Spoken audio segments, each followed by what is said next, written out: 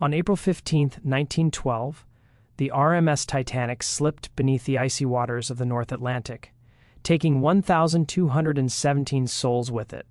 Among them was Thomas Andrews, the ship's chief designer, a man who walked the decks that final night, calmly directing passengers to lifeboats, fully aware his creation was doomed, what the official records never revealed, and what Andrews had kept locked away in private journals discovered decades later by his granddaughter in a sealed trunk in County Down, was that he should have died 14 years earlier. In the spring of 1898, a young black boy named Joseph Harper had pulled Andrews from the freezing waters of Belfast Lough after a shipyard accident, an act quietly buried by Harland and Wolff. The company paid the boy's family a modest sum, £50, the equivalent of 6 months' wages for a skilled worker, and arranged for Joseph to work aboard their ships when he came of age. That single act of courage would bind their fates forever, leading them to meet again on the Titanic in the same freezing water 14 years later. The question that haunted Andrews's surviving family and appeared in his final journal entry the night before the iceberg was devastating in its simplicity. Did he remember the boy who saved him? And if he did, why didn't he save him in return? Before we dive deeper into the remarkable story of Joseph Harper and Thomas Andrews, I want you to do something. Hit that subscribe button, turn on notifications, and join the Vintage Chains family. Drop a comment telling me which state or city you're watching from. I love knowing where our community is tuning in from around the world. Now, let's go back to where it all began. Belfast, spring of 1898. The city's skyline was dominated by the towering cranes of Harland and Wolff shipyard, massive iron structures rising like skeletal giants against the gray sky, their arms stretching toward the water as if trying to grasp something just beyond reach. The clang of hammers against steel echoed from dawn until long past dusk, a rhythmic percussion that became the heartbeat of the city.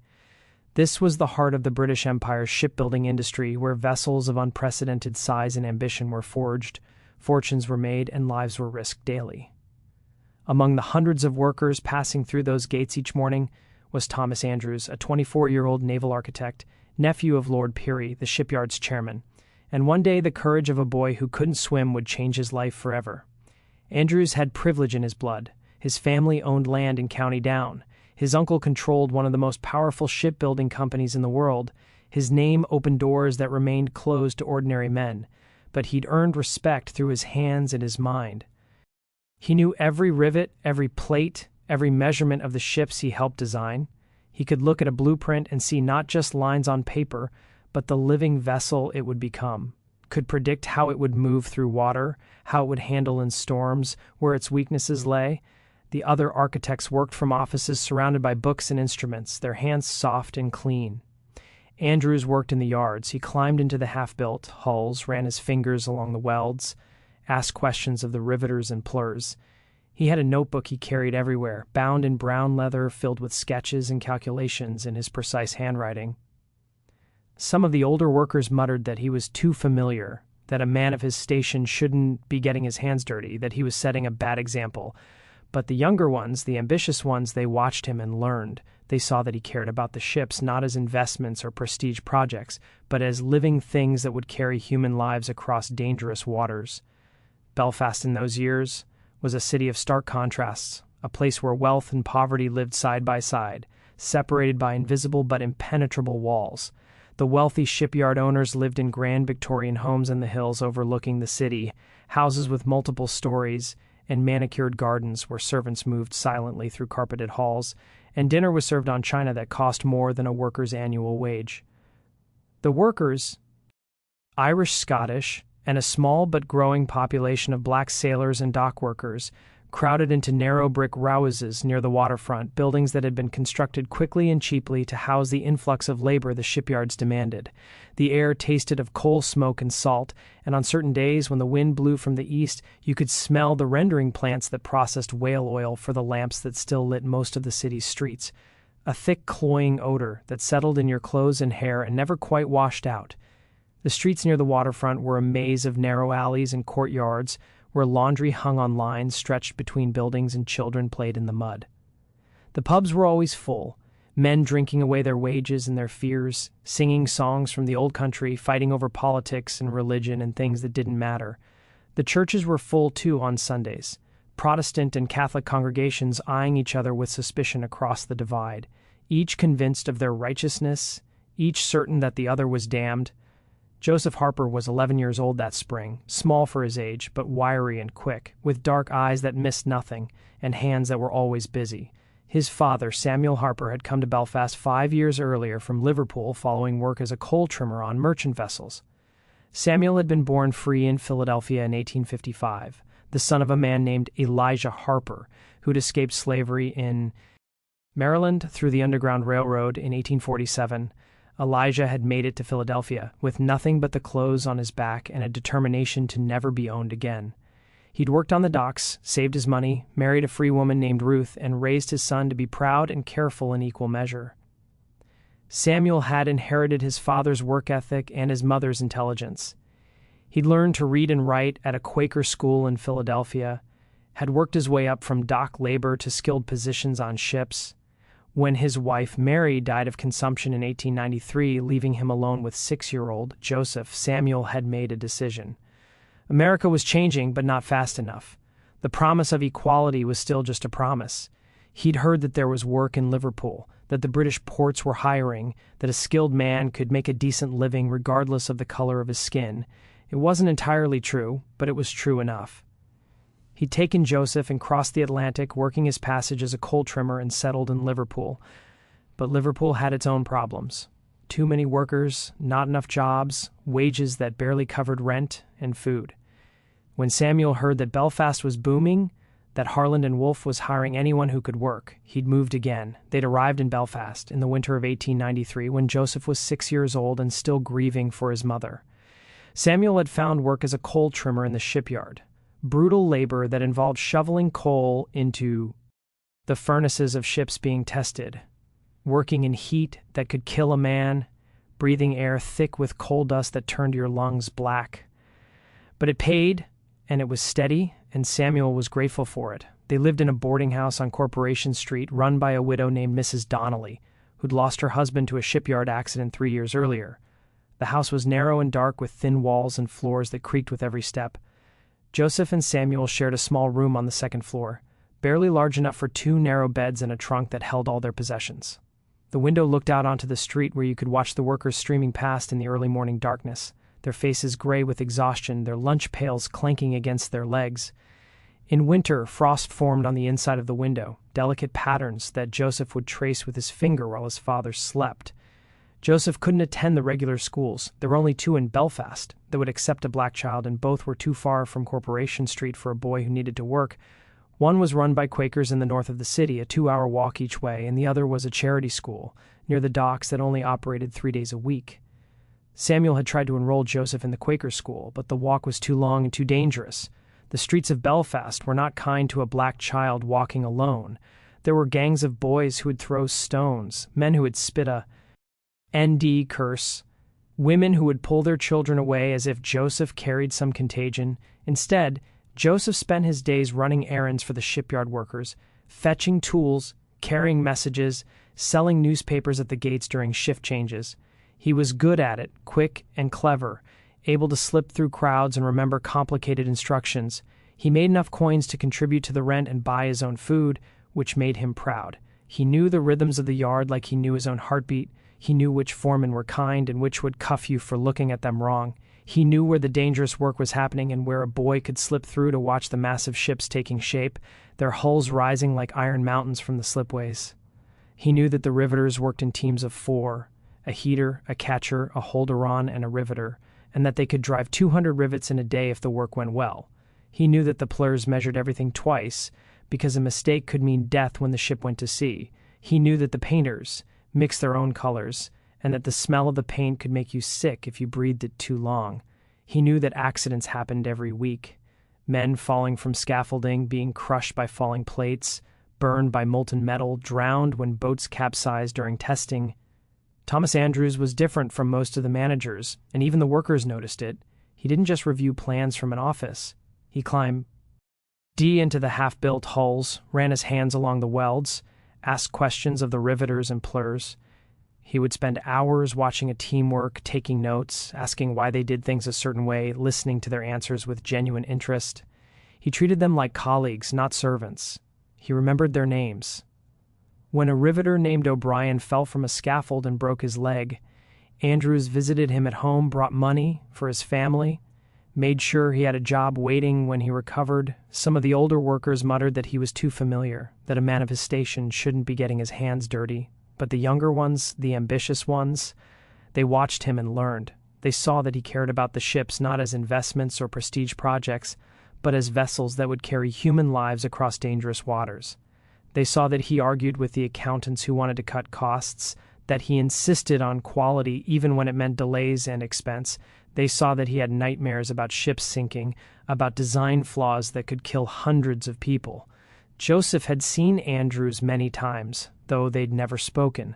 The architect was just another well-dressed figure moving through the yard, distinguished only by the fact that he seemed to notice things others didn't. A misaligned plate, a rivet that hadn't been properly set, a measurement that was off by inches. Joseph had once heard him arguing with a senior foreman about the thickness of hull plating on a new vessel. Andrews had been insistent, almost angry, his voice rising in a way that made workers stop and stare. "This plating is 2 millimeters thinner than the specifications," Andrews had said, his finger jabbing at the blueprint spread across a makeshift table. 2 millimeters might not seem like much, but a depth under pressure it could be the difference between a ship that holds and a ship that ruptures. The foreman, a thick-necked man named Garrett, had scoffed. "Mr. Andrews, with respect, we've built 100 ships with plating this thickness. Not one has had a problem. The accountants are breathing down our necks about costs. 2 millimeters of steel across the entire hull adds up to thousands of pounds in expense. And how much does a human life cost, Mr. Garrett?" Andrews had asked quietly. "How much is it worth to you?" The foreman had eventually backed down, muttering about impractical idealists and university men who didn't understand the real world. But the plating had been replaced, and the ship had sailed without incident. Joseph had watched the whole exchange from behind a stack of lumber, and he'd thought that Thomas Andrews was either the bravest man in the shipyard or the most foolish. It was April 7th, 1898, a Thursday. Joseph remembered the date because it was his mother's birthday. She would have been 30, too. Would have been alive for 9 years if consumption hadn't hollowed out her lungs and left her gasping for breath in a cold room in Liverpool. His father had been somber that morning, sitting on the edge of his bed with his head in his hands, and Joseph had left early, not wanting to see the grief in Samuel's eyes, not wanting to feel the weight of his own loss pressing down on him. The day was overcast with a bit of wind coming off Belfast loft that cut through Joseph's thin jacket and made his eyes water. He'd spent the morning selling newspapers at the shipyard gates, shouting headlines about the growing tensions between America and Spain over Cuba, about the mysterious explosion that had sunk the USS Maine in Havana Harbor 2 months earlier, killing 266 American sailors. "Remember the Maine?" The newspaper screamed, and people were buying them up, eager for news of war, eager for something to break the monotony of their lives. By afternoon, Joseph had made enough coins to buy bread and a bit of cheese from a vendor near the docks, and he'd wandered down to the waterfront to eat, watching the ships. He liked to watch the ships. He liked the way they moved through the water, graceful despite their size, the way their hulls cut through the waves, the way their smokestacks trailed black plumes across the sky. He imagined what it would be like to be on one of those ships, to sail across the ocean to America, to see the places his grandfather had told his father, about the places where a black man could walk down the street without fear. The loft was choppy that day, gray water topped with white foam, the waves slapping against the pilings with a rhythmic thud. Several vessels were anchored offshore, waiting for dock space or repairs, their hulls dark against the lighter gray of the sky. Joseph sat on a piling near the shipyard's private dock, his feet dangling above the water, tearing pieces from his bread and eating slowly to make it last. The cheese was sharp and salty, and he savored each bite, knowing it might be the only substantial food he'd have until his father came home with whatever Mrs. Donnelly was serving for dinner. That's when he heard the shouting. At first, it was just raised voices from the direction of the shipyard's private dock, where smaller boats fed managers and inspectors out to ships at anchor. Joseph turned and saw a cluster of men in dark coats standing at the dock's edge, pointing at the water. One of them was running back toward the main yard, his coat flapping behind him like the wings of a panicked bird. Something was wrong. Joseph could feel it in the sudden tension in the air, in the way the other workers were stopping, what they were doing, and turning to look. Joseph jumped down from the piling and ran toward the commotion, his bread forgotten, his heart suddenly pounding. As he got closer, he could see what had happened. A small launch, one of the shipyard's motorboats, maybe 20 feet long with a small steam engine, had capsized about 30 yards from the dock. The boat's hull was visible, dark wood bobbing in the rough water like the back of some great beast. 2 men were clinging to it, shouting for help, their faces pale with cold and fear. A third man was in the water, separate from the boat, his arms flailing, his head going under and coming back up, his mouth open in a soundless scream. The men on the dock were yelling, but no one was moving. Joseph heard fragments of their panic. "Get a rope. Where's the harbor master? Someone fetch a boat. He's going under." But they were just standing there frozen, watching a man drown 30 yards away. The water was brutally cold. Joseph knew that. His father had told him stories of men who'd fallen into the loft in winter and died within minutes, their bodies pulled under by the cold and the weight of their clothes, their hearts stopping from the shock. The man in the water went under. He came back up, gasping, his arms moving more slowly now, his movements becoming sluggish. Joseph recognized the dark coat, the shape of the man's head, the way he moved. It was Thomas Andrews. Later, people would ask Joseph why he did it.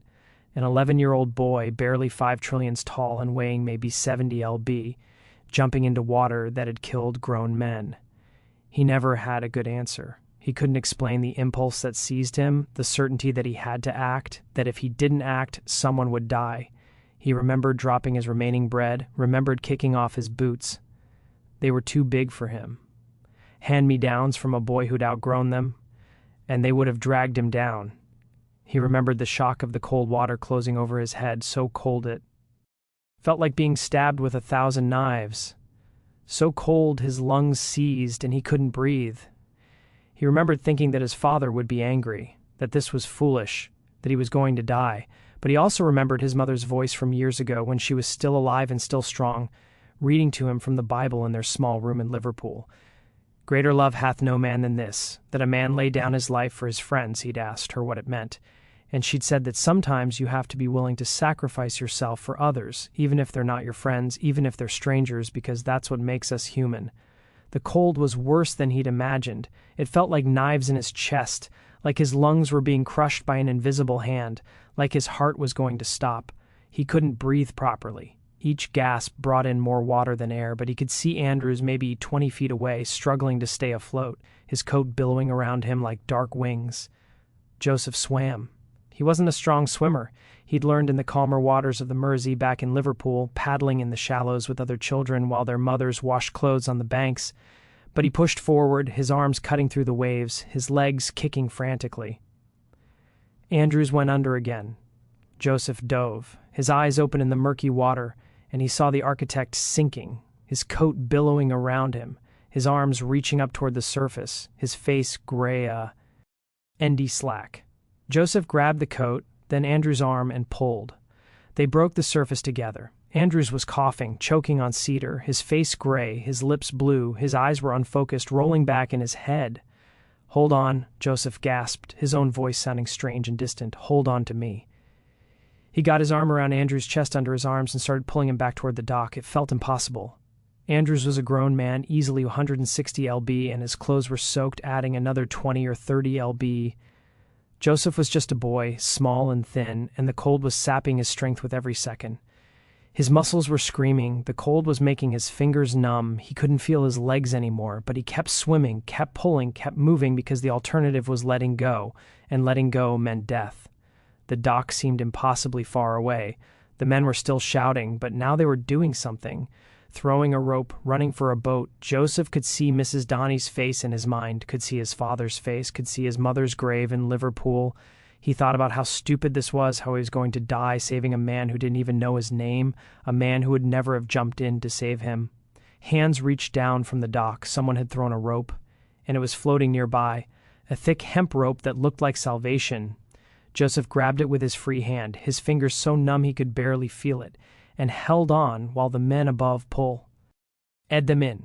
The rope burned his palm, scraped the skin raw, but he held on. They were moving through the water slowly, agonizingly slowly, but moving. He remembered being lifted from the water, strong hands grabbing his arms and hauling him up onto the dock like a fish. He remembered being wrapped in a rough blanket that smelled of tar and tobacco, remembered someone pouring something hot and bitter down his throat, whiskey probably burning all the way down. He remembered Thomas Andrews lying on the dock coughing up water, his chest heaving, his whole body shaking, and he remembered the silence that fell over the men gathered there, a silence that felt heavy, almost frightened, as if they'd witnessed something they weren't supposed to see. A man in a fine overcoat. Joseph would later learn it was Lord Peary himself, the chairman of Harland and Wolff, Andrews' uncle, knelt beside Andrews, his hand on the architect's shoulder. Peary's face was pale, his expression a mixture of relief and something else, something darker. He looked at Joseph, then at the other man, and said quietly, his voice carrying despite its softness, "Get them inside, both of them. And not a word of this to anyone. Do you understand? Not a word." The men nodded, their faces carefully blank. Joseph was too cold and too exhausted to wonder what it meant. He was lifted again, carried through the shipyard like a sack of grain, and taken to a building he'd never been inside before. The last thing he saw before I carried him through the door was the capsized launch being towed back to the dock, and the two men who'd been clinging to it being helped onto dry land, their faces white with shock. Joseph woke up in a room he didn't recognize. It was warm, blessedly warm, with a fire burning in a small hearth, the flames casting dancing shadows on the walls. He was lying on a cot covered with heavy blankets that smelled of mothballs and lavender. His clothes were gone, replaced by a shirt and trousers that were too large for him, the sleeves hanging past his hands, the waist cinched with a piece of rope, his body acht, every muscle sore, and his throat felt raw as if he'd been screaming. For a moment he couldn't remember where he was or how he'd gotten there. Then it came back. The water, the cold Andrews sinking beneath the surface, the rope burning his hand. The door opened, and a woman in a nurse's uniform entered. She was middle-aged, with gray hair pulled back in a severe bun and kind eyes behind wire-rimmed spectacles. She smiled when she saw he was awake, a genuine smile that reached her eyes. "There you are," she said, her accent marking her as Belfast-born. "You gave us quite a fright. How do you feel?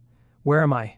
Joseph's voice came out as a croak, barely audible. "Harland and Wolff's medical office. You've been asleep for nearly 6 hours." She poured water from a pitcher into a cup and handed it to him. "Drink slowly. Your body's been through quite an ordeal." The water was cool and clean, the best thing Joseph had ever tasted. He drank it all, then asked the man in the water, "Is he—" "Mr. Andrews is fine, thanks to you." The nurse's expression became more serious, her smile fading. "You're a very brave boy. Very foolish, but very brave. Do you know you could have died? That water is cold enough to kill a grown man in minutes, a boy your size." She shook her head. "It's a miracle you're alive. I had to help him," Joseph said simply. "Yes," the nurse said softly, "I suppose you did." Over the next 2 days, Joseph stayed in that small room. The nurse, her name was Mrs. Brennan, and she'd worked at the shipyard for 15 years, treating everything from minor cuts to fatal injuries, brought him food, and checked on him regularly. The food was better than anything he'd eaten in months, hot soup with real meat in it, fresh bread with butter, tea with sugar. He ate slowly, savoring every bite, knowing it wouldn't last. No one else came. Joseph asked about his father, and Mrs. Brennan said that Samuel had been notified that he'd been told Joseph was safe and would be home soon. But Samuel didn't visit, and Joseph wondered if he wasn't allowed to, if there was some rule about who could enter this part of the shipyard. He spent the time sleeping and thinking, trying to understand what had happened, why the men on the dock had frozen, why Lord Peary had looked so frightened. On the third day his father arrived. Samuel Harper stood in the doorway for a long moment, just looking at his son, his face a mixture of relief and anger and something else Joseph couldn't quite identify, fear perhaps or pride. Then he crossed the room in 3 long strides and pulled Joseph into a fierce hug so tight Joseph could barely breathe. "Don't you ever do something like that again," Samuel whispered, his voice rough. "Do you hear me? Don't you ever. I'm sorry, Papa. You could have died." Samuel pulled back, his hands on Joseph's shoulders, his eyes searching Joseph's face. "That water would have killed you. You can barely swim. What were you thinking?" "I wasn't thinking," Joseph admitted. I had to help him." Samuel's expression softened slightly. "No, it didn't. And you saved a man's life." He paused, then added, his voice dropping to barely above a whisper, "An important man.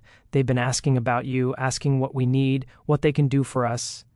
That afternoon, Lord Peary himself came to the medical office.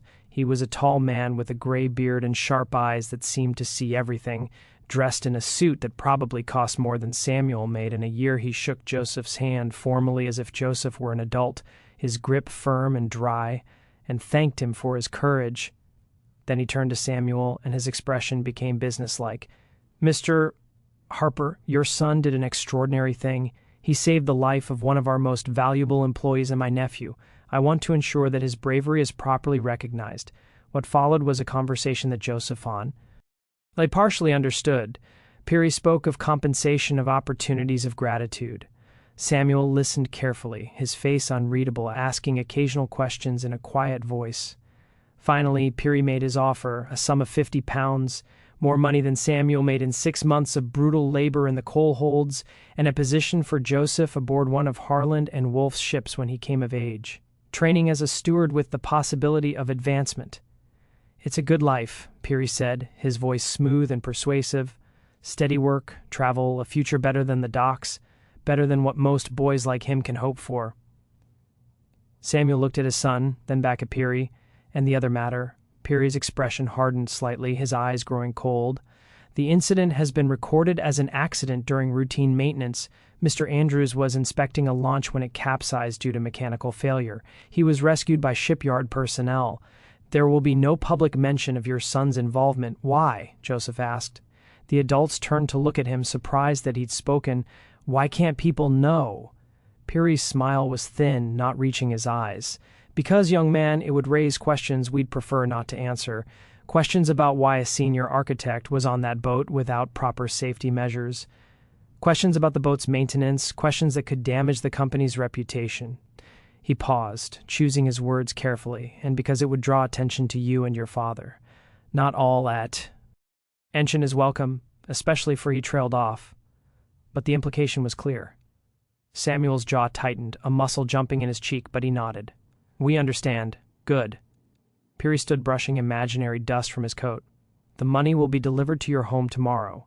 And Joseph, when you're ready, when you're old enough, come find me. I'll make sure you have that position." After Peary left, Joseph asked his father, why did he really want it kept quiet? Samuel was silent for a long moment, staring at the closed door. Then he said, his voice heavy with bitterness, "Because powerful men don't like to owe their lives to people like us. It makes them uncomfortable. It makes them look weak. And because if people knew that a black boy had to jump in to save a white man, while other white men stood on the dock and did nothing," he shook his head. "It's easier for everyone if it never happened, but it did happen," Joseph said. "Yes," Samuel agreed, "it did, but that doesn't mean anyone wants to remember it.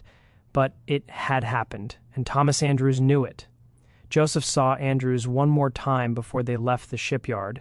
The architect was in his office, a large room with windows overlooking the loft, his arm in a sling, reviewing plans spread across a large table. When Joseph and his father were shown in by a clerk, Andrews stood immediately, wincing slightly at the movement. His face was still pale, but his eyes were clear and focused. "Joseph," he said, and Joseph was surprised that Andrews knew his name. "I wanted to thank you properly what you did." He stopped, seeming to struggle for words, his hand gripping the edge of the table. "I owe you my life. I won't forget that ever." Joseph nodded, unsure what to say. "What did you say to a man whose life you'd saved? What did you say to a man who was important and powerful when you were just a boy who sold newspapers?" Andrews reached into his desk and pulled out a small object. It was a compass, brass and glass, with intricate engravings on the case, ships and waves, and what looked like a family crest. "This was my father's," Andrews said, holding it out. "He gave it to me when I started working in the shipyard. He said it would always point me toward home, no matter how far I traveled. I want you to have it for when you go to sea." Joseph took the compass carefully. It was heavy, solid, beautiful. The brass warm in his hand. The needle swung and settled, pointing north. "Thank you, sir." "No," Andrew said quietly, his voice intense. "Thank you. I mean it, Joseph. If you ever need anything at all, you come find me. Do you understand? I owe you a debt I can never repay, but I'll try." As they left the office, Joseph looked back once. Andrews was standing at the window, looking out at the ships in the loft, his hand pressed against the glass. He looked, Joseph thought, like a man haunted by something he couldn't quite name, like a man who'd seen his own death and couldn't forget it. The years that were quiet ones for Joseph Harper, years that passed in a blur of work and survival. The 50 pounds Peary had given them changed their lives in small but significant ways. Samuel was able to move them to a better boarding house, one with a separate room for Joseph and heat that actually worked in winter, where the walls were thicker and you couldn't hear every conversation in the neighboring rooms.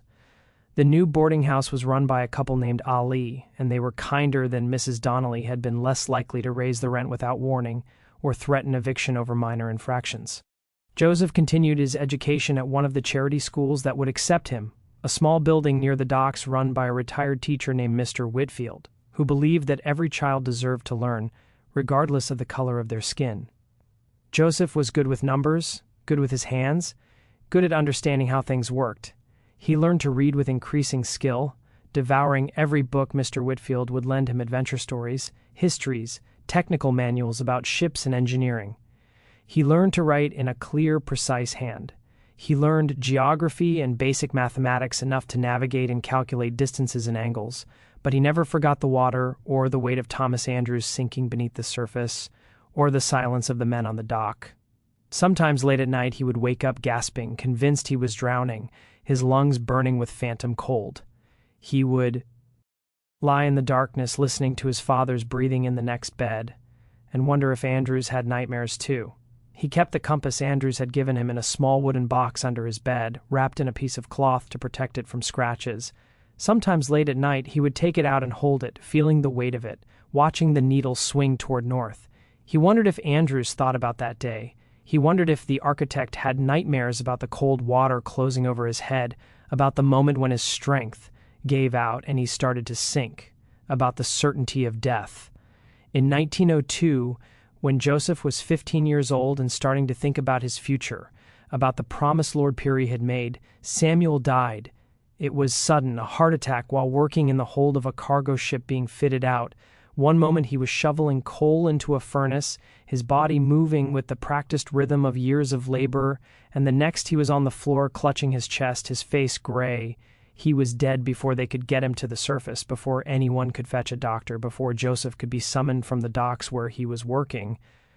Joseph was alone. The boarding house keeper, Mrs. Ali, let him stay on for a few weeks out of charity, but eventually she needed the room for paying tenants. Joseph found work where he could, running errands, cleaning stables, loading cargo at the docks, taking any job that would pay enough for food and a place to sleep. He was LL, now nearly 6 feet, with his father's broad shoulders and his mother's quick mind. But work was scarce, especially for a black teenager in Belfast. The city was changing. Tensions between Protestant and Catholic workers were rising, erupting into violence with increasing frequency. There were fights, sometimes riots, streets that became battlegrounds over religion and politics and ancient grudges. Joseph learned to keep his head down, to avoid attention, to move through the city like a ghost, invisible and unthreatening. He slept in a room he shared with 3 other men, all of them dock workers, in a building that should have been condemned years ago. The roof leaked when it rained, the walls were thin enough that you could hear rats moving inside them. The privy was shared by 20 people and never quite clean, but it was shelter and it was cheap, and Joseph was grateful for it. In the spring of 1903, he remembered Lord Peary's promise. He went to the Harland and Wolff offices, a grand building near the shipyard gates, and asked to see the chairman. The clerk at the desk, a thin man with a pinched face and cold eyes, looked at him with barely concealed contempt and told him to leave. Joseph persisted, explaining about the promise about the incident in 1898. The clerk laughed, a harsh mocking sound, and told him that Lord Peary didn't make promises to people like him, that he should stop wasting everyone's time with his lies and delusions. Joseph left humiliated and angry, his face burning with shame. He'd been foolish to believe the promise would be kept. Powerful men made promises all the time, promises they never intended to honor. Why should he be different? But 2 days later, a man came to his boarding house. One of Peary's assistants, a young clerk named Patterson, who looked uncomfortable and apologetic. The man apologized for the clerk's behavior, said that the man had been reprimanded, and told Joseph to report to the White Star Line offices the following Monday. A position had been arranged just as Lord Peary had promised.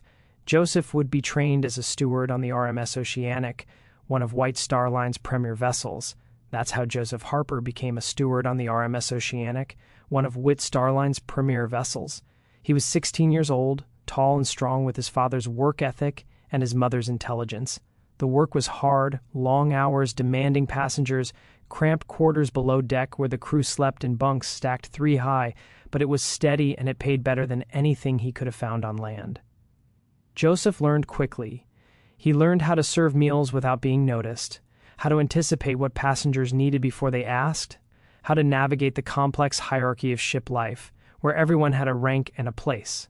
He learned which officers were fair and which were cruel, which passengers would tip generously and which would complain no matter how perfect the service. He learned the rhythms of the sea, the way a ship moved in calm water and in storms, the way the engines throbbed through the hull, the way the smell of salt and coal smoke became as familiar as breathing. He learned how to walk on a deck that pitched and rolled, how to carry a tray of dishes without spilling, how to press a uniform so it looked crisp and professional. He sailed to New York, to Boston, to Philadelphia, the city where his grandfather had found freedom, where his father had been born. He saw the Statue of Liberty rising from the harbor, her torch held high, a symbol of promises that weren't always kept. He saw the crowded tenements of the Lower East Side where immigrants lived 20 to a room working in sweatshops for pennies. He saw the grand hotels where the first-class passengers stayed, buildings with marble lobbies and crystal chandeliers where a single night's lodging cost more than Joseph made in a month. He sent money back to Belfast to Mrs. Ali to pay for his father's grave marker. A simple stone with Samuel's name and dates, nothing fancy but permanent. He saved what he could, keeping his money in a small leather pouch he wore around his neck, never trusting the other crew members not to steal, and sometimes late at night in his bunk, listening to the snores of the other stewards and the creak of the ship's hull, he would take out the compass and wonder about Thomas Andrews. He'd heard that Andrews had become chief designer at Harland & Wolff, that he was working on ships of unprecedented size and luxury, that his designs were revolutionizing the industry. Joseph wondered if Andrews remembered the boy who'd pulled him from the water. He wondered if the architect ever thought about that April day in 1898, about how close he'd come to dying. In 1909, Joseph heard rumors among the crew about a new ship being built in Belfast. Not just a new ship, the largest ship ever conceived, a vessel so massive it would dwarf everything else on the water. The crew called it the unsinkable ship, though that was more hope than fact, more marketing than reality. Joseph paid attention to these rumors. He'd been at sea for 6 years now, and he'd learned that the sea didn't care about human ambition. He'd seen storms that tore ships apart, seen waves that could snap a mast like a twig, seen ships that were supposed to be safe sink with all hands. The idea of an unsinkable ship seemed like hubris, like tempting fate. But the rumors persisted, growing more detailed with each voyage. The ship would be 882 feet long. They said it would weigh 6,000 tons. It would have 9 decks and accommodations for over 2,400 passengers and crew. It would have a swimming pool, a gymnasium, a Turkish bath, a grand staircase that would be the most beautiful thing ever built. It would be called Titanic, and it would be the pride of the White Star Line. In 1910, when Joseph was back in Belfast between voyages, he walked down to the shipyard. He hadn't been back since his father's death, hadn't wanted to see the place where Samuel had spent his final years breaking his body for other men's profit. But he was curious about the ship, about this vessel that was supposed to be unsinkable.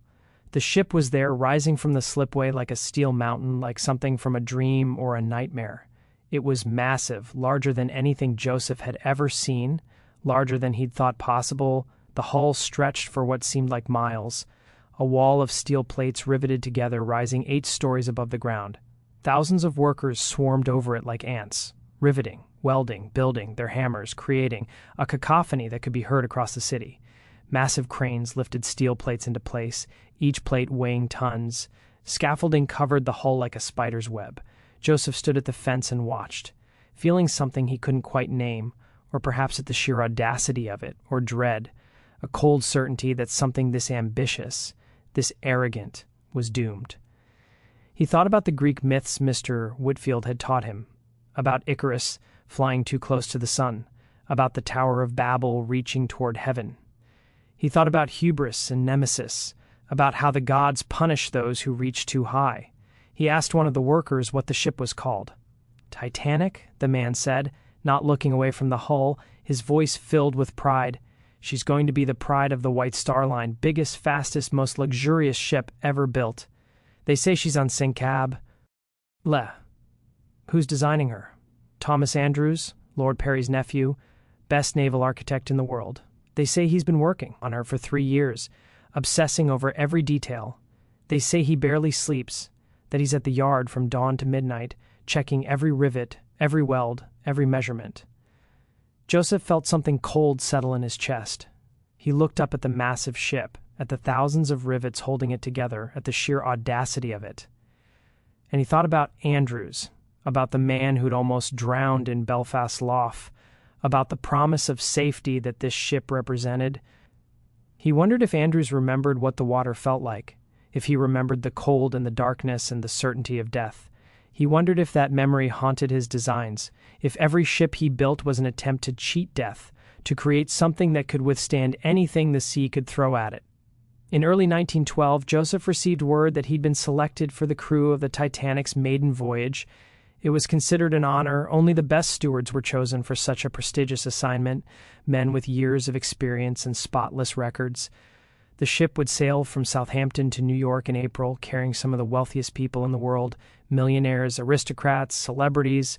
Joseph would be assigned to second-class service, attending to passengers who were prosperous, but not quite rich enough for first class. Businessmen, professionals, families immigrating to America and comfort. He should have been excited. This was the opportunity of a lifetime, the kind of assignment that could lead to permanent positions on the finest ships in the fleet, that could mean better pay and better accommodations. But instead, Joseph felt uneasy. He couldn't explain it. It was just a feeling, a whisper in the back of his mind that something was wrong, a cold certainty that he shouldn't go. He almost declined. He thought about telling the White Star Line that he was ill, that he couldn't make the voyage, that they should find someone else. But he needed the money. He was 25 years old now, and he'd been saving for years, planning to eventually settle somewhere, maybe open a small business, maybe find a wife and start a family. This voyage would pay well, and it would look good on his record. And he was curious. He wanted to see the ship that Thomas Andrews had built. He wanted to see if it was truly as magnificent as everyone claimed. On April 10, 1912, Joseph boarded the RMS Titanic in Southampton. The ship was even more impressive from the inside than it had been from the docks. The first-class areas were like palaces, grand staircases with ornate row iron railings and carved wood panels, ornate woodwork that must have cost a fortune, crystal chandeliers that sparkled like stars, carpets so thick you sank into them with every step. The first-class dining saloon was enormous, with tables set with fine china and silver, with waiters in white jackets moving silently between the tables. Even the second-class accommodations were finer than first class on most other ships. Comfortable cabins with real beds, a dining room with mahogany paneling, a library with leather-bound books. The crew quarters were cramped and plain, but that was expected. Joseph shared a cabin with 3 other stewards, bunks stacked too high, barely enough room to turn around. But it was clean, and it was warm, and it was better than many of the places he'd slept over the years. Joseph settled into his routine. He served meals in the second-class dining saloon, made beds in the cabins, attended to passenger requests, carried luggage, answered questions. The ship was full, over 2,200 people, passengers and crew combined. The atmosphere was festive, celebratory. People were excited, optimistic. This was the maiden voyage of the greatest ship ever built. What could go wrong? On the second day at sea, Joseph saw Thomas Andrews. The architect was walking through the second-class dining area during the afternoon, his notebook in hand, examining details, making notes. He looked older than Joseph remembered. He would have been 38 now, 14 years since that day in Belfast Lough, but he still had that same intense focus, that same attention to every detail. He was frowning slightly, running his hand along the wood paneling, checking the joints, testing the fixtures. He made a note in his book, then moved on to examine the windows. Joseph stood frozen, his tray of dishes in his hands. Atching. For a moment he thought about approaching Andrews, about reminding him of that day 14 years ago, about showing him the compass he still carried. But what would he say? Remember when I saved your life and your uncle paid my family to keep quiet about it? That seemed unlikely to go well. And besides, what was the point? They were different people now, living in different worlds. The architect and the steward, the designer and the servant. Andrews looked up from his notebook. His eyes passed over Joseph without recognition, just another steward in a white jacket, just another servant. Then he moved on, disappearing through the door into the first-class section, and Joseph was left standing there with his tray of dishes, feeling something twist in his chest. Of course, Andrews didn't remember him. Why would he? Joseph had been a child, and Andrews had been in shock, half-drowned, barely conscious. And even if Andrews did remember, what difference would it make? The debt had been paid, £50 and a job. That was the transaction. That was all it had ever been. That night, Joseph couldn't sleep. He lay in his bunk, listening to the sounds of the ship, the throb of the engines deep and rhythmic, the creaking of the hull as it moved through the water, the distant voices of other crew members, the footsteps of passengers walking on the deck above. He took out the compass Andrews had given him all those years ago. The brass was tarnished now, despite his efforts to keep it Polish. But it still worked. The needle still pointed north, steady and true. He thought about his father, about the promise Lord Peary had made, about the path that had led him to this moment, and he thought about the water, about how cold it had been, about how Andrews had looked when Joseph pulled him to the surface. Gray-faced, gasping, terrified, his eyes wide with the knowledge of how close he'd come to death. Joseph had saved Andrews' life once. He wondered with a chill that had nothing to do with the temperature if he would have to do it again. He wondered if that was why he was here, if fate or God or whatever force controlled the universe had brought him to this ship for a reason. The thought was absurd, superstitious, the kind of thing his father would have dismissed, but Joseph couldn't shake it. April 14th, 1912 was a clear, cold night. The sea was calm, almost unnaturally so, like black glass stretching to the horizon, reflecting the stars above. There was no moon, and the darkness was absolute, broken only by the lights of the ship. Joseph had finished his evening duties, clearing the tables after dinner, helping passengers to their cabins, answering questions about tomorrow's arrival in New York, and was heading to his bunk when he felt the ship shudder. It wasn't a violent impact, not the crash you'd expect from a collision, just a strange grinding sensation that ran through the hull, a vibration that lasted maybe 10 seconds and then stopped. The engine stopped. 2. And the sudden silence was eerie after days of constant throbbing. Joseph stopped in the corridor, listening, feeling the ship's momentum slowly bleeding away.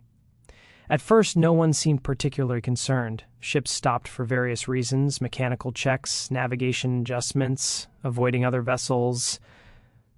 Joseph went up to the deck to see what was happening, pulling his jacket tight against the cold. Other crew members were there, looking out at the water, their breath forming clouds in the frigid air. Someone said they'd hit ice. Someone else laughed and said it was nothing, that the ship was unsinkable, that they'd probably just scraped past an iceberg and the captain was being cautious. But Joseph saw the officers' faces and he knew it wasn't nothing. They were moving with purpose, their expressions grim, speaking in low, urgent voices. Captain Smith was on the bridge, and even from a distance, Joseph could see the tension in his posture. Something was very wrong. Within 30 minutes, the order came down. All passengers to the boat deck with their lifebelts. The crew was to assist with loading the lifeboats. Joseph helped wake the second-class passengers, knocking on cabin doors, helping them find their lifebelts. Canvas vests with cork blocks sewn inside, awkward and uncomfortable, but designed to keep you afloat. Many of them were confused, annoyed at being woken in the middle of the night. Some refused to leave their cabins, insisting that this was an overreaction, that the ship was unsinkable, that they'd rather sleep than stand on a cold deck in the middle of the night. "Please, sir," Joseph said to one man, a businessman from Chicago who was traveling with his wife and daughter. "It's just a precaution. The captain wants everyone on deck." "This is ridiculous," the man said, but he got up grumbling and helped his wife into her lifebelt. On the boat deck, chaos was beginning to take hold. The lifeboats were being uncovered and prepared for launch, their canvas covers removed, the davits swung out over the side. Officers were shouting orders, trying to organize the passengers into groups. Passengers were clustering around the boats, some demanding to board, others still convinced this was unnecessary, that they'd all be back in their warm cabins within the hour. The ship's band had assembled near the grand staircase and was playing ragtime music, trying to keep the atmosphere calm, their instruments bright and cheerful in the cold night air. Joseph saw Thomas Andrews standing near the bridge, talking urgently with Captain Smith. Andrews' face was ashen, his expression desperate. He was gesturing at the ship, at the water, his voice rising, though Joseph couldn't hear the words. Captain Smith was shaking his head, his face grim. Andrews pulled out his notebook, showed the captain something, pointed at his watch. The captain's expression didn't change, but Joseph saw him sag slightly, as if a great weight had settled on his shoulders. The ship was sinking. Joseph understood that now. He could feel it in the way the deck was beginning to tilt, subtle but unmistakable. Could see it in the way the bow was sitting lower in the water, could read it in the faces of the officers who knew the truth. The unsinkable ship was going down. He helped load passengers into the lifeboats, women and children first. That was the order, the tradition of the sea. But there was confusion about who qualified, about what the rules meant. Were second-class women allowed in the boats, or just first class? What about the crew? What about the men? Different officers gave different orders, some strict, some lenient. Some boats launched half-empty because passengers refused to believe the danger, refused to get into a small boat and be lowered into the dark water. Others were so overcrowded they nearly capsized when they hit the water. Women and children packed in so tight they could barely move. Joseph worked mechanically, helping people into the boats, untying ropes, following orders, trying not to think about what was happening around him.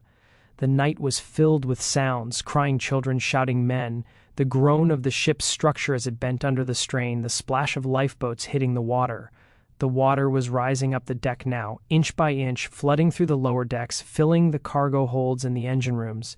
The tilt was becoming more pronounced, making it difficult to walk, making dishes slide off tables. And furniture shift. He saw Andrews again, walking through the first-class lounge. The architect was alone now, moving slowly, his hand trailing along the wood paneling, touching the carved details, the light fixtures, the furniture. He looked like a man saying goodbye to something he loved, like a man visiting a grave. Joseph followed him. "Mr. Andrews," Joseph called. Andrews turned, his eyes distant, unfocused, as if he was seeing something far away. "Yes, the lifeboats, sir, you should." "There aren't enough," Andrews said quietly, his voice flat, emotionless. "I designed this ship for 64 lifeboats." 64? It would have been enough for everyone with room to spare, but they cut it to 20. The Board of Trade only required 16, and they said 64 cluttered the deck, ruined the aesthetic, made the ship look unsafe. He laughed, a bitter, broken sound. 1,600 people are going to die tonight because someone thought lifeboats were ugly. Joseph stepped closer. "Sir, you need to get to a boat. There's still time." Andrews looked at him properly for the first time, his eyes focusing. Something flickered across his face. Recognition, perhaps, or just confusion. "Do I know you, Belfast?" Joseph said, 1898 Belfast Loft. "You fell from a launch. I pulled you out." Andrews stared at him. The color drained from his face, leaving him gray as ash. "The boy," he whispered. "You're the boy who pulled me out, Joseph. Joseph Harper." "Yes, sir." For a long moment Andrews said nothing. Then he reached out and gripped Joseph.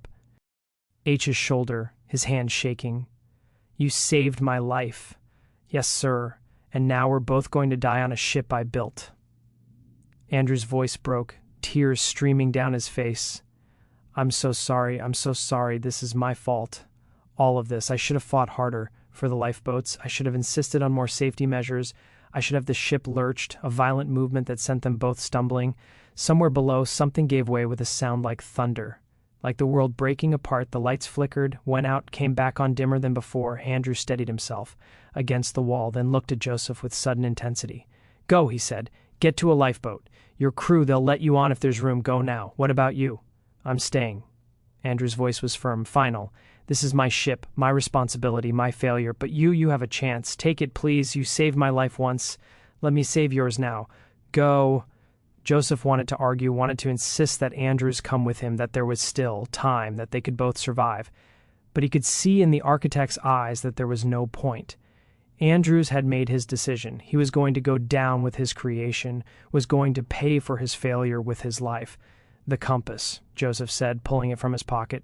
"The one you gave me. I still have it. I've carried it for 14 years. Andrews smiled, a sad, broken smile that didn't reach his eyes. "Good. That's good. Keep it. Remember me. Remember that I tried to build something beautiful, something safe. Remember that I failed." He pushed Joseph gently toward the door. "Go. Live. That's an order. That's the last thing I'll ever ask of you. Live." Joseph went. He ran through the tilting corridors, past passengers who were praying, past crew members who were drinking the last of the ship's liquor, past the band still playing on the deck, their music defiant in the face of death. He reached the boat deck just as the last lifeboat was being prepared for launch. It was Collapsible D, one of the emergency boats, canvas-sided and smaller than the others. An officer was standing guard, only allowing women and children to board, his face set and grim.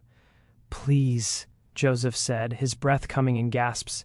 "I'm crew. I can help row." "No men," the officer said, not looking at him. "Women and children only." Captain's orders. The ship lurched again, more violently this time. The bow was underwater now, the forward deck completely submerged. The stern was rising out of the sea, the propellers lifting clear of the water, dripping and massive.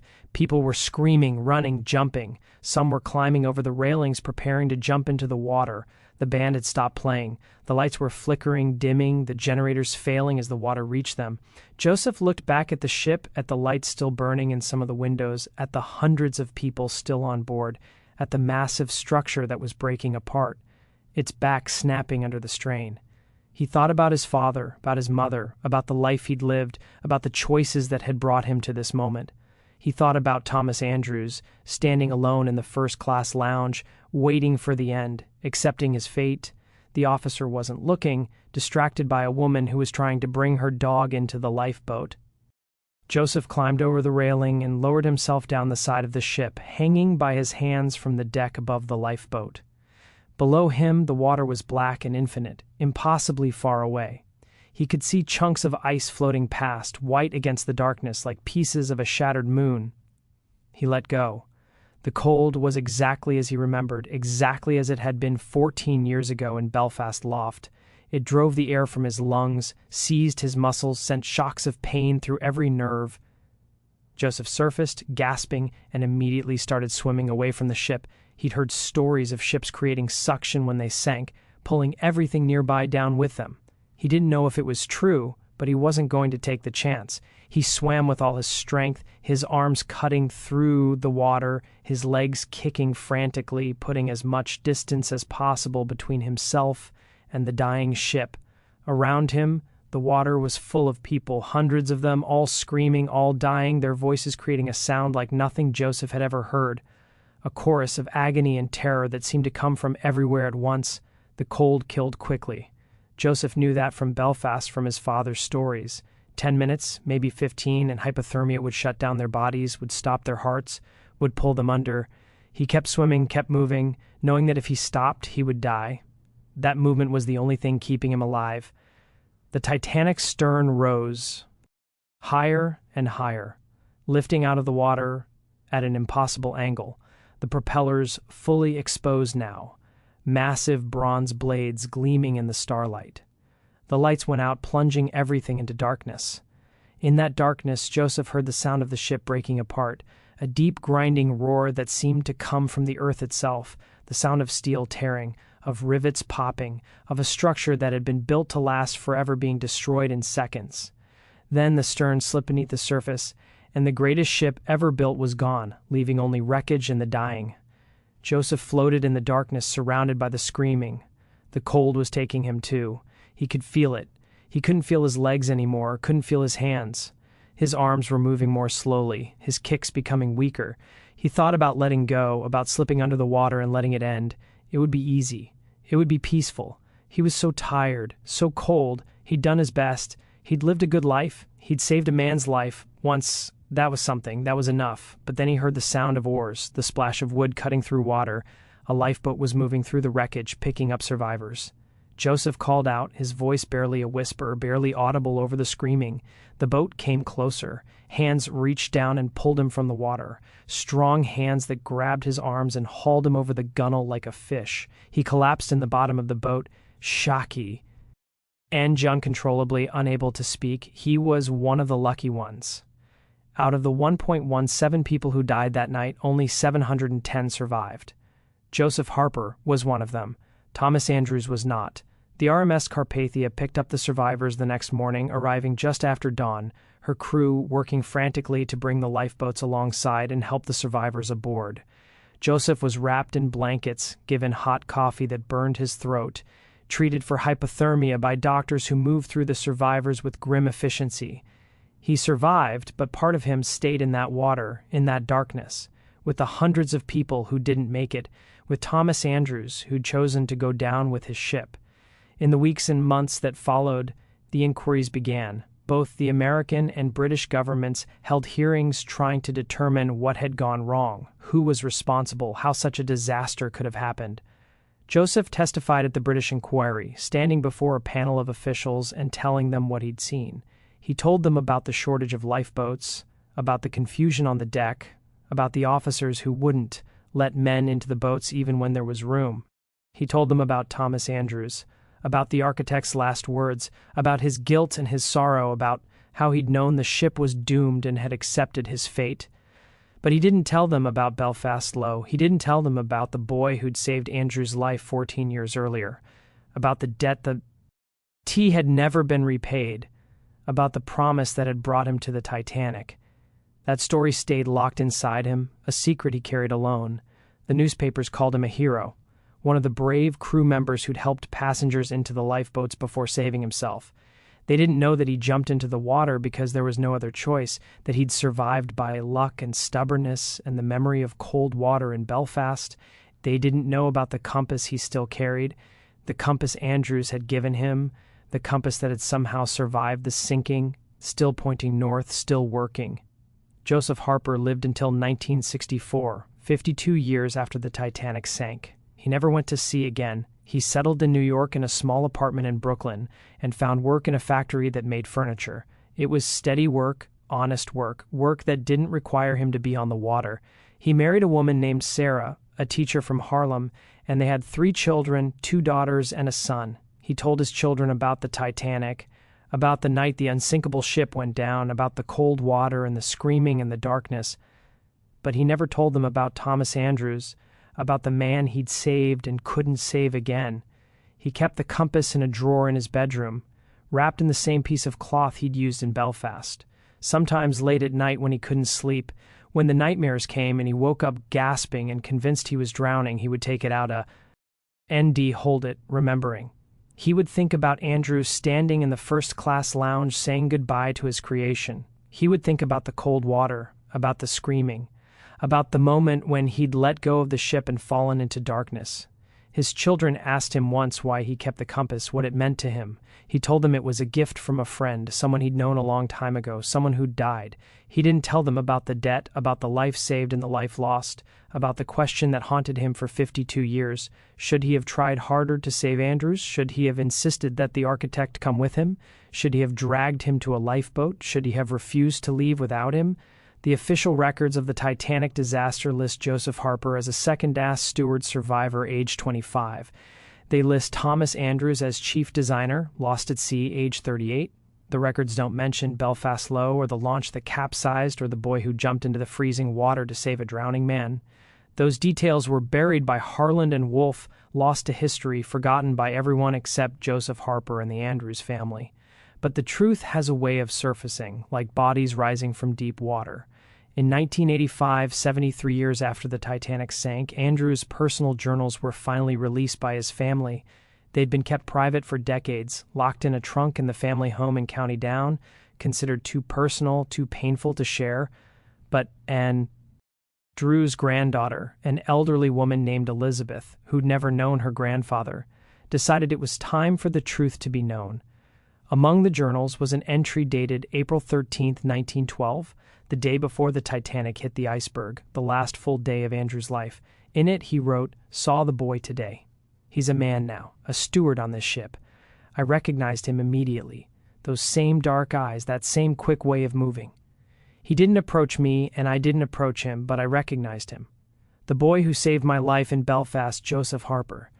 I wanted to thank him again, to tell him what his courage meant, to tell him that I've thought about that day every single day for 14 years. I wanted to tell him that he gave me 14 more years of life, 14 years to design ships, to fall in love, to marry, to have a daughter, to create something beautiful.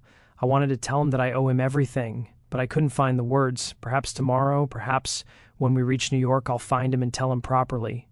I'll tell him that he's the bravest person I've ever known, that an 11-year-old boy who couldn't swim jumped into freezing water to save a stranger's life. I'll tell him that I've tried to honor that gift, that I've tried to build ships that are safe, that protect the people who sail on them. I'll tell him that I'm sorry the world didn't recognize what he did, that my uncle paid him to stay silent, that he was denied the recognition he deserved because of the color O. F his skin. Tomorrow, I'll tell him tomorrow. Tomorrow never came. Both men went into the water that night. One survived, one didn't. And the question that haunted Joseph Harper for the rest of his life, the question he never answered, even to himself, even in the privacy of his own thoughts, was whether he should have tried harder to save Thomas Andrews a second time. Whether he could have convinced the architect to fight for his life instead of accepting his fate, whether the debt between them could ever truly be repaid, or whether it was a debt that would echo through generations, unanswered and unanswerable. Joseph Harper passed away peacefully in his sleep in 1964 at the age of 77. After his death, his children discovered a compass in his drawer alongside a newspaper clipping about the Titanic and a photograph of Thomas Andrews carefully cut from a magazine years earlier. They didn't understand the connection nor the incredible story behind it. The compass eventually appeared at an estate sale, purchased by a collector unaware of its true history. Today, it sits in a museum in Belfast in a display about Harland and Wolff.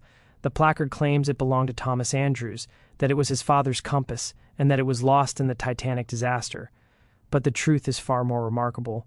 The compass survived because Joseph Harper carried it into the icy water and brought it back out, keeping it for 52 years as a symbol of a debt that could never truly be repaid.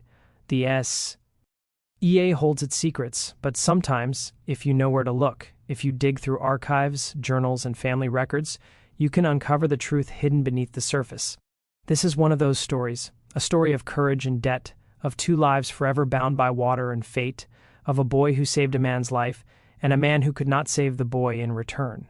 It's a story that challenges us to ask ourselves, what do we owe to those who save us? What price do we pay for the ships we build, the ambitions we pursue, and the promises we make and sometimes break? What do you think of this story? Do you believe everything has been revealed, or is there more still hidden beneath the surface? Should Thomas Andrews have fought harder to survive, or was his decision to go down with the Titanic the honorable choice? Could Joseph Harper have done more to save him? Leave your thoughts in the comments below. If you enjoyed this incredible tale, make sure to subscribe to Vintage Chains, hit the notification bell, and share this story with someone who loves history's hidden mysteries. See you in the next story.